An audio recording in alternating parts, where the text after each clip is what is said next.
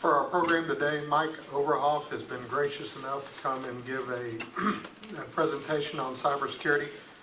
Mike is the IT director at First National Bank and has done a wonderful job and is well versed in this information. So please pay attention.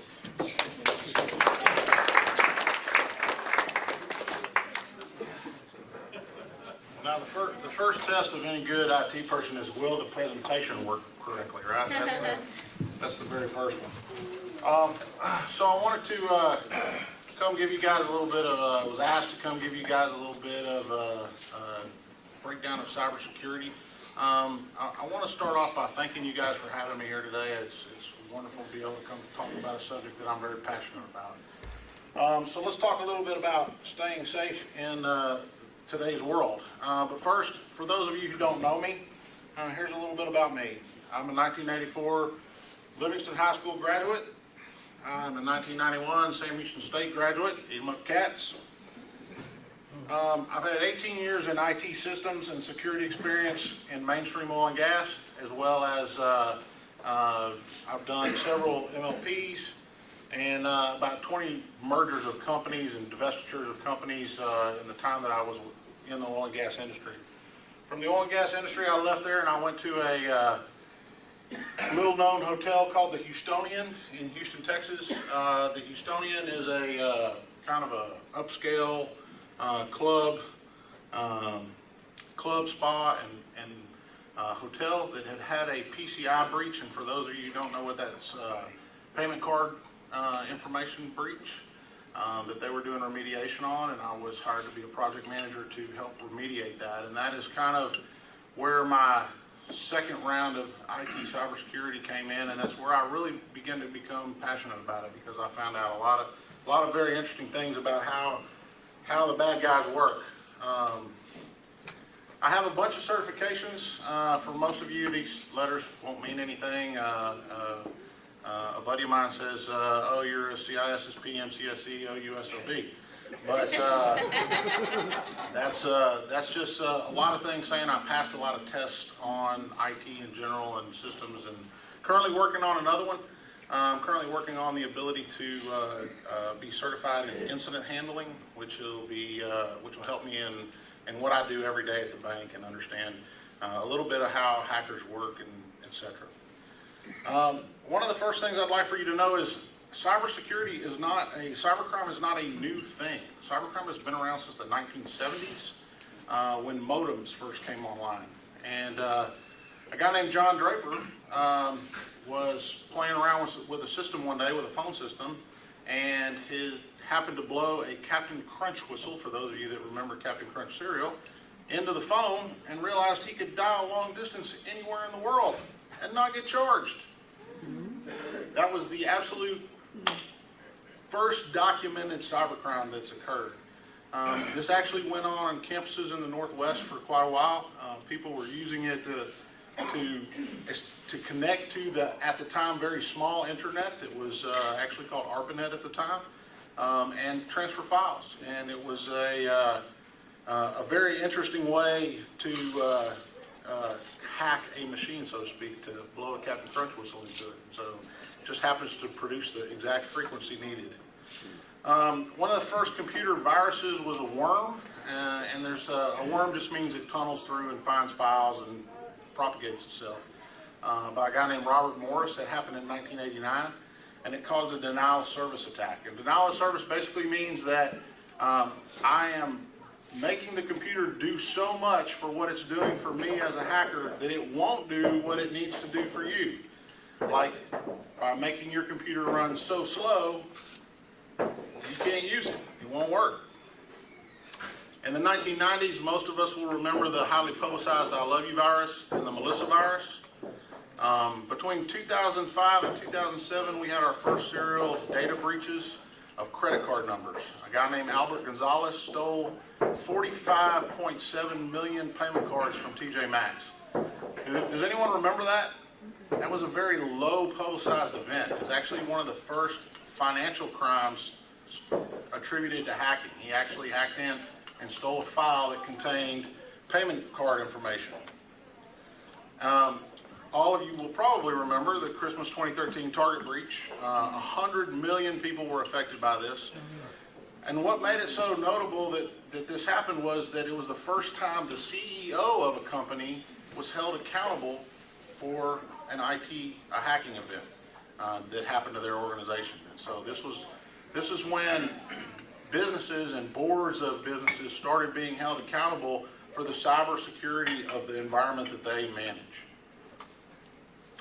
This year alone, DocuSign, Brooks Brothers, Bronx Lebanon Hospital, Gmail, Sabre Hospitality Solutions, which incidentally, Sabre Hospitality Solutions is almost every stadium in the United States. So if you bought a hot dog at, and I'm not positive if Minute Maid is one, but if you bought a hot dog at a concession stand that was managed by Sabre Hospitality Solutions with a credit card, you've probably been breached and just don't know it. Chipotle Restaurants, Intercontinental Hotels Group, which is one of the largest hotel groups in the world. The FAVSA, which is the IRS data retrieval tool. America's Job Link, Saks Fifth Avenue, Dun & Bradstreet, Verifone, Arby's, Xbox 360, and PlayStation game networks. And these are just the newsworthy ones. The list is so long, I couldn't even begin to put just this year's on a slide. So how do hackers hack? Well, originally they started out hacking to figure out, what are the vulnerabilities in my program? What do I need to fix? What's going to break when the user uses it, right? So that kind of came. They got kind of bored with that because that was what programmers were doing anyway. So they started using a tool called denial of service, and they started trying to intentionally break systems by overflowing buffers and overflowing variables in the computers. Then we moved on to distributed password cracking, and this is what everybody is afraid of, is my password going to get hacked? Well, if you use the password, it's probably been hacked and probably going to be hacked. If you use 1, 2, 3, 4, 5, 6, it's probably been hacked. And so there's a whole lot of tools in some of the handouts that I passed out on how to create passwords. There's a whole lot of resources online. Nowadays, I recommend using a password software that actually encrypts your data. And I have so many passwords, there's no way I can keep up with them. I actually have it generate the password for me because I can't keep making up stuff. I start using the same thing over and over again, and it just gets too confusing for me. Then we moved on to things like port scanning, and this is where cybercrime, what you see in the movies where people are listening to other people use computers and things like that, they're actually scanning for open ports and systems that transfer data between systems. I mean, that's what we want our computers to do. We want them to transfer data. We want our ATM machine to talk to get the balance from our mainframe and things like that. And so there's systems that are designed to transfer this data, and hackers try to listen to those systems. That's where a lot of the internet hacking comes from. Also comes from sniffing, and sniffing is just let me just get on a network and let me listen to what's going across it. And that can be a Wi-Fi network, that can be a wired network, it can be a lot of things. And then the last and most prevalent tool nowadays is social engineering. And has everyone heard of social engineering in here? Social engineering is kind of a fancy way of saying a con artist, right? And there's a book out by a guy called Ghost in the Machine that details how he used social engineering to gain passwords to very sensitive information systems. Not by port scanning or password cracking or anything like that, but going up and talking to the person, getting that person to reveal information that put him on a trail to be able to crack that password. And that's the emails that come around now, the phishing emails. Those are a form of social engineering. Hey, click here and you'll win $1,000. Hey, don't accept this friendship request from so-and-so on Facebook because your account will be hacked. Those are all called clickbait. And they go around, and people will share that because they think it's important. Everybody needs to know. And yes, for safety reasons, people do need to know. The problem is by you clicking on it and sharing it, you're actually sharing some information with the people who designed it, unknowingly, right? So The important thing to remember is 95% of phishing attacks that lead to a breach were followed by some sort of software install. All attacks are becoming sophisticated. When you click on those things online, basically you open yourself up for this dreaded word, ransomware. Right now, ransomware is probably the most prevalent hacking technique out there. It's basically encrypting your drive or your data and holding it ransom for money. Not US money, but wonderful little Bitcoin money, which costs a lot to get and takes a while to get it. Normally you're past your day. And even if you pay those fees, many times you don't get the key to unencrypt it. They just ask for more money. So be safe out there, be careful what you're clicking on and what you're sharing. So why do criminals do this? Originally it was around the thrill and the challenge. Hey, wow, look what I can do, right? Look what I, and kids especially would find scripts that were written by hacking professionals, and they would, hey, I'm going to see if I can hack my mom's computer with this. I'm going to see if I can hack Uncle Bill's computer with this, right? And so it was about the thrill and about the challenge, and it was a little bit of mischief. But today, it's big business. It's about monetary gain. It's also about one thing, especially here in wonderful Livingston, which is a nice little small community where we kind of all pretty much know each other. It's also about business espionage and disruption.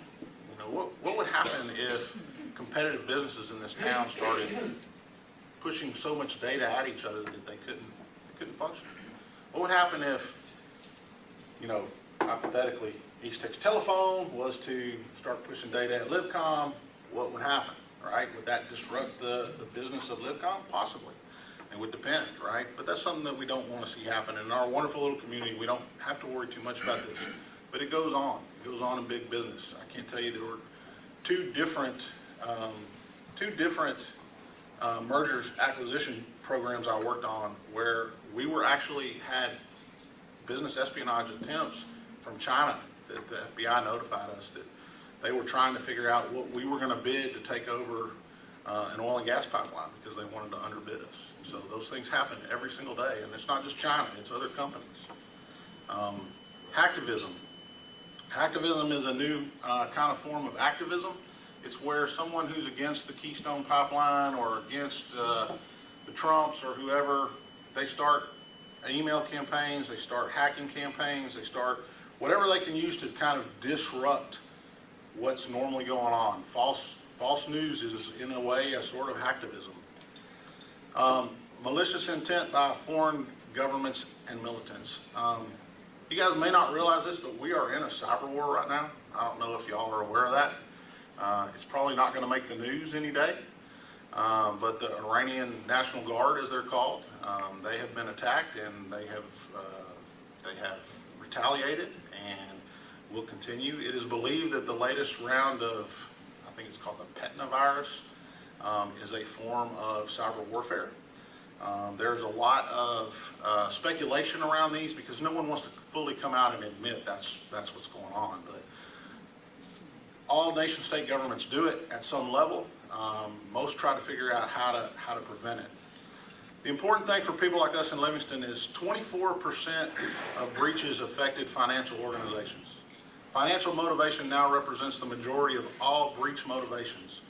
And the toughest part of it is very difficult to catch, and it's even tougher to prosecute. If someone is launching an attack from Uzbekistan against Chase Bank in the U.S., how are they going to, where's the jurisdiction? Who holds jurisdiction over that? How are they going to, if they trace it back over there, who's going to go get them? Who's going to hold them accountable? How are they going to get their money back? So these things represent a huge cost to our business and society. 61% of all data breach victims were businesses under 1,000 employees. So if you think it doesn't affect businesses like Livingston, it does. 61%, that's huge.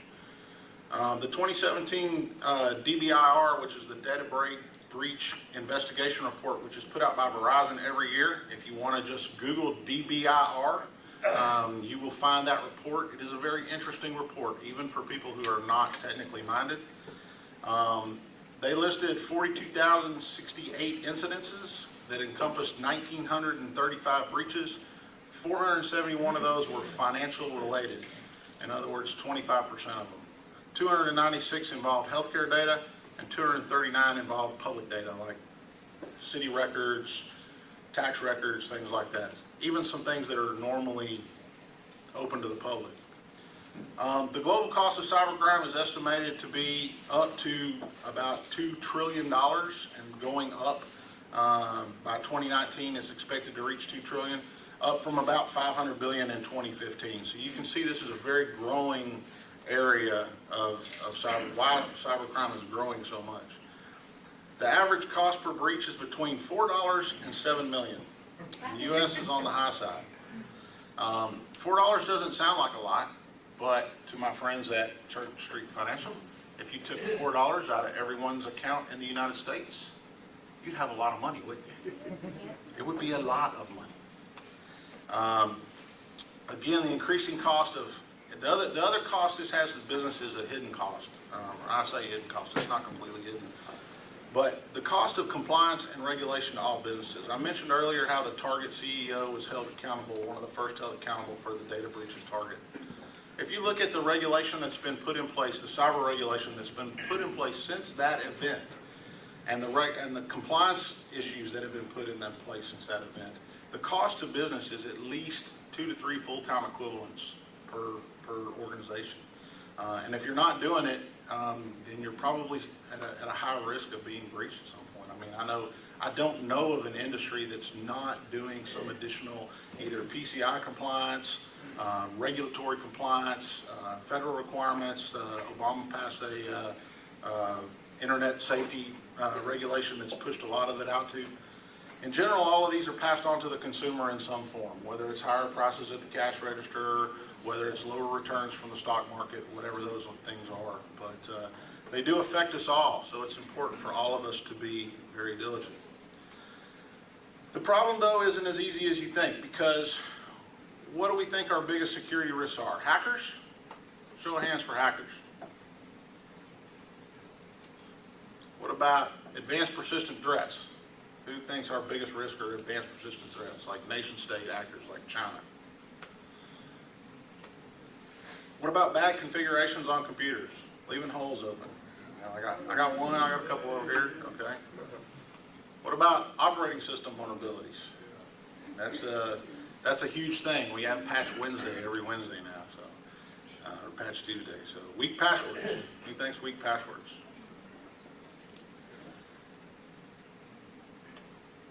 Free Wi-Fi networks. Okay, yeah, we got a few hands for that one. The mobile workforce. Everybody's got these little things in their pocket they run around with now, and they hook up to free Wi-Fi networks everywhere. Who all has your banking information on this device? The challenge is our biggest threat are humans. It's our human nature. It's our trusting nature that's the biggest thing. But it's not our fault, because humans are inherently bad at analyzing risk. We don't do it very well. And to demonstrate, we're going to talk about the shark attack versus the vending machine. Who here thinks that the odds of dying from a shark attack are higher than dying from a vending machine accident? The odds are pretty staggering. 1 in 200, you have a 1 in 250 million chance of dying from a shark attack. You have a 1 in 112 million chance of dying from a vending machine accident. That means you're twice as likely to get attacked by the killer vending machine than you are by the shark down at Gallup. Okay?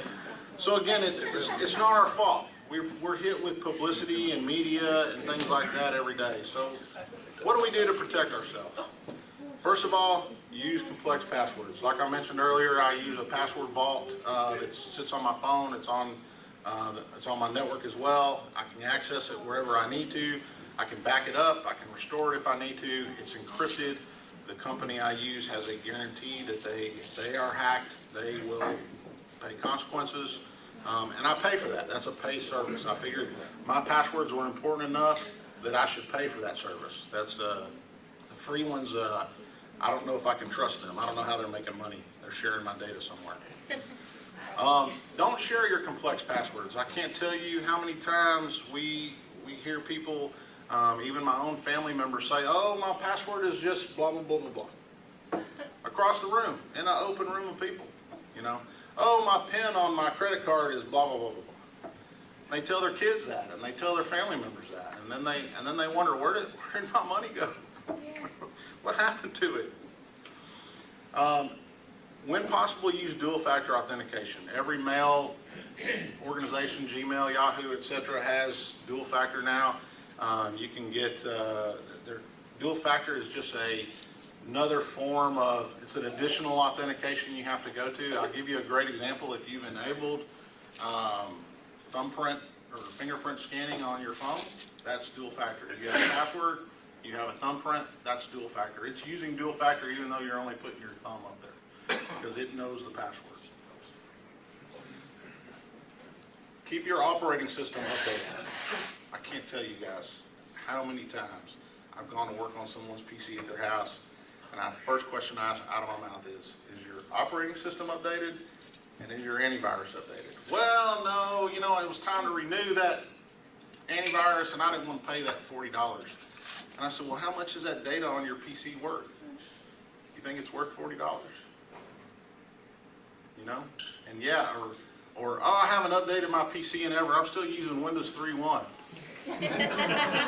Well, you know, how much is the data worth on that Windows 3.1 machine? Is it worth more than a new PC? You know, I mean, think about that. You're storing your life, you know, whether it's, even if it's just pictures, you're storing part of your life on this thing. You know, pay to keep it updated. Do some investment. Shred documents with personal information. This is something that I can't tell you. You know, one of the social engineering, the most common social engineering attacks is to grab a sack of your garbage and drive away with it. Who's going to see that? Right? Someone just pull up, your garbage is out on the corner, pick it up, throw it in the back of their truck, drive off, go through it at their house, at their leisure. Look for torn up check stubs, deposit slips, credit card statements, etc. What's that one? Don't click attachments or links unless you're expecting them. Look, AOL is not going to send you $100 every time you forward that email. Microsoft's not going to pay you for forwarding an email either. Facebook's not going to pay you for clicking on stuff. They're not going to give away free campers. Those are all just things to get you to click, right? How do they get paid? You know how they get paid? The number of clicks they get. That's advertising dollars in their pocket. So they're just, Facebook and these organizations are just as behind it as anything else. You click on those ads, they rack up dollars. May not cost you anything right now, but who knows when you're clicking on the thing that does cost you your personal data. And the best thing you can do is educate yourself. 81% of hacking related breaches leveraged either stolen or weak passwords, and 91% of cyber attacks arrived via email. Don't click on those attachments unless you're expecting it. I make it a point, unless Jennifer tells me, Mike, I'm sending you this document, check this out for me. If Jennifer just sends me a document, I may go, okay, well let me call her and see what's going on with this thing, because I wasn't expecting this from her. Click on it, take the time, make a phone call. It's not that big a deal. So, how do you educate yourself? Well, there's a ton of free resources out there, and I'm not going to bore you with all these. Sorry, didn't mean to click all the way past that. They'll be available on the YouTube recording if you want it, or you can email me at moverhoff@fnblivingston.com. I'll be happy to share a lot of resources with you. There's also some really cool resources. How many of you in the room have teenage grandchildren or children? All right, there's a really great video on YouTube that you need to watch, and it's how to understand how your kids get around all the parental restrictions you put on them. Right? They're smarter than you. They're smarter than me. Their friend, they teach each other. When they're away from here, they educate themselves and they teach each other how to avoid the security we as parents want to put in place to protect them. Because just like when I was growing up, we didn't even have cell phones, and if we wanted to go over to Sally's house, we'd tell our mom, hey, I'm going over to Bub's house. and I'd go over to Sally's house. Little did I know in Livingston when I first moved here that everyone in town knows everything you're doing, and my mom found out anyway. But the reality is nowadays kids can do a lot online without parents knowing, and it's important that we know. And we see more and more human trafficking things. We see all these things where people are made to be prey of someone with nefarious means. And so keep your kids on safe. The resources I'll pass out are also from the bank. They'll also there's a lot of good information in there as well. I wanted just one little plug here. I want to talk a little bit about what our bank, First National Bank, is doing to help keep you safe. First of all, we have implemented our EMV, which stands for Euro, MasterCard, Visa chip cards. I know this is causing some headaches for some people at the ATM machine. However, it is designed to help increase the amount of security on your card and prevent it from being copied and used without your knowledge. We've implemented Touch ID on mobile devices, so if you have a First National Bank account and you're using mobile banking, you can use Touch ID, so your fingerprint is now your log on. ID scanners when creating new accounts. If you're creating a new account, they're going to scan your ID so that not only are tellers who are young and may not know everyone in town yet or maybe new to the area can have a visual to see with who's checking into that account. We are about to implement an ATM skimming device. One of the really current things going on is skimmers will come up, or guys that are called skimmers will come up and they'll plant a little device, a very small device, on an ATM machine that will essentially allow them to capture the card data as it's going through the ATM machine. We're about to implement a tool that if there's a bypass in that connection for the card reader, it will actually disable the ATM, which is a nice little feature. Internally, which is something a little bit less known, is we use things like the CIS critical security controls for banking systems. So that's a series of processes and procedures we have in place in the background that help keep things safe. We have constant monitoring of systems. This is not only my phone, this is my digital leash. I'm on beck and call all the time to our systems. They notify me if there is something unexpected, and trust me, I get those no matter where I am. Yearly we do an FFIEC cybersecurity risk assessment, which is basically going through and analyzing our processes and systems to make sure we're using the best and most up-to-date security practices. We do constant employee security awareness training. We verse our employees constantly in phishing, and I can't tell you how many employees I've actually had contact me since I've been at the bank saying, hey, I got this email from this customer I wasn't expecting, and it has this attachment, can I click on it? My first answer is no, let's call the customer first and figure out what's going on. But it's good. We're responding to that training very well. We also test our employees. We have a company specifically designed to send phishing tests to First National Bank on a regular basis and to see who falls for it. And if they fall for it, they have to go to training again. We have annual external and internal security audits, and we also do penetration testing. So we pay a company to actually pose as a external hacker and see if they can get in our system. And for you guys, we also host things like community shred days, where you can bring your documents, your personal information that you want to get shredded, and you can come do that for free. And we just had one on July 3rd, part of our Employee Appreciation Day out in Alaska, and I'm sure we will have more to come. And you guys have any questions? Yes, sir. Yeah, ATMs and debit cards. Password is just 4 digits. Makes it a lot easier to break it. Is there any plans to expand that, make it more complex? There are some banking pieces underway to make that, but just like with the iPhone, they took it from 4 digits to 8 digits. It's a pretty complex solution. It's one of the reasons that gas stations haven't adopted EMV cards yet, because the technology required to change the gas pump authorization process just isn't there yet. We're trying to get there as fast as they can in the cyber world, but it's just taking time on certain things. Yes, ma'am. How is a chip in a credit card more secure than the credit swipe? So the way the chip works, and I'll try to give you as quick and light rundown as I can, is so used to on credit cards, this strip right here contained all your information, and it was completely unencrypted, right? So if I took this thing and I hooked up a card reader and opened Microsoft Word, I could slide that through the card reader and I could see all your data. It's on this chip. The card number, the PIN number, the number on the back, every piece of that data. What the chip does is it actually encrypts this data, and every time the card is read, it creates a new encryption key with it, so that it couldn't be remade very easily or quickly. Doesn't completely prevent it, but it makes it very, very difficult. And the biggest thing about cyber criminals, guys, they're lazy. They want easy targets.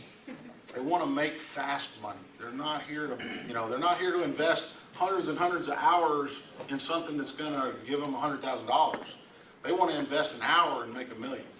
That's their game. So, other questions? Thank you guys for having me. I'm sorry. Thank you guys for having me.